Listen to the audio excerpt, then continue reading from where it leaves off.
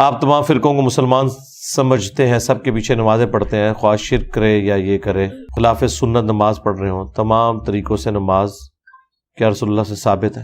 دیکھیں ان ٹاپکس کے اوپر تو میری پوری ویڈیوز ہیں، آپ ایک تفصیلی ویڈیو دیکھ لیں۔ شرک والے امام کے پیچھے نماز پڑھنا، اس میں میں نے پوری ڈاکٹرن بیان کی ہوئی ہے۔ صحیح بخاری کے اندر 694 نمبر حدیث ہے کہ عنقریب ایسے امام آئیں گے جو تمہیں غلط نمازیں پڑھائیں گے، تم ان کے پیچھے نماز پڑھ لینا، ان کی غلطی کا وبال انہی پر ہوگا۔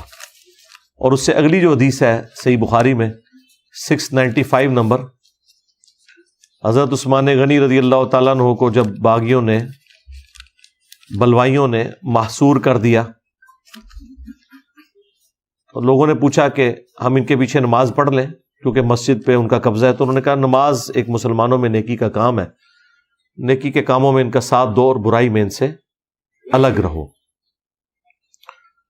تو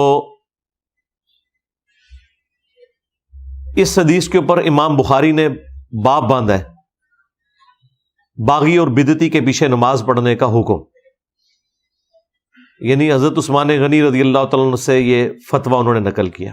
اب یہ کہنا کہ وہ باغی تھے، بدعتی تھے، مشرک تو نہیں تھے، یہ تو بعد میں بات ہوگی۔ پہلے تو یہ ہے کہ آپ کو جو بتایا گیا کہ بدعتی کے پیچھے نماز نہیں ہوتی، اور بدعتی کا نہ اللہ تعالیٰ کو فرض قبول کرے گا نہ نفل قبول کرے گا، یہ حدیث تو تھی، تو یہ ساری باتیں حضرت عثمان کو تو پتہ تھی، پھر بھی انہوں نے کہا نماز ہو جاتی ہے۔ آپ کے نزدیک تو بدعتیوں کے پیچھے بھی نہیں ہوتی، آپ کی ڈاکٹرن تو گئی، ٹھیک ہے۔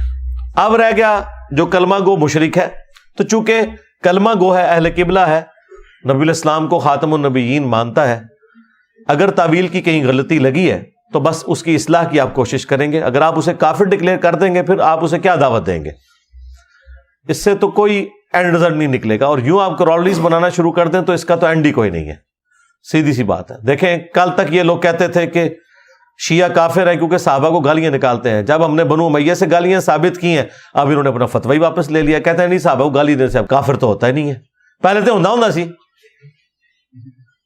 تھوڑی ہر گل ہی جعلی نکلی، کوئی گل بھی تھوڑے بابے دی صحیح نہیں نکلی، سارے فتوے 2 نمبر نکلے، کیونکہ وہ سروائیو ہی نہیں کر سکے نا، پڑھے لکھے بندے سے رابطہ پڑ گیا۔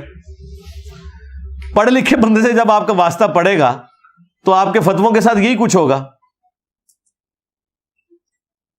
وہ اپنے اپنے زمانے میں لوگ اپنے اپنے ایک اسکول آف تھاٹ میں تھے، اپنے اپنے رنگ کے اندر تھے، اپنے اپنے کر و فر کے اندر تھے، اس زمانے میں بس فتوے دے دیے۔ تو وہ قرآن و سنت نہیں ہے۔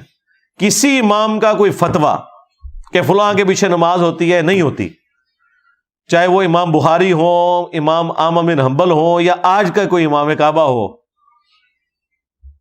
وہ فتویٰ ہے، یعنی اس کی رائے ہے، قرآن و سنت نہیں ہے، یہ ذہن میں رکھیے گا۔ امام کعبہ اگر کہہ رہے ہیں نا کہ بریلویوں کے پیچھے نماز نہیں ہوتی، تو امام کعبہ کے ماننے والے تھوڑے لوگ ہیں، بریلوی زیادہ ہیں، ان کا امام یہ کہتا ہے کہ امام کعبہ نجدی ہے۔ تو جس امام کعبہ کے پیچھے خود نماز نہیں ہوتی ہے وہ یہ کیسے کہہ سکتا ہے کہ بریلویوں کے پیچھے نماز نہیں ہوتی؟ تو کہیں گے نہیں ہو جاتی ہے، اور سب کے پیچھے ہو جاتی ہے۔ باقی آپ ویڈیو دیکھ لیں میری۔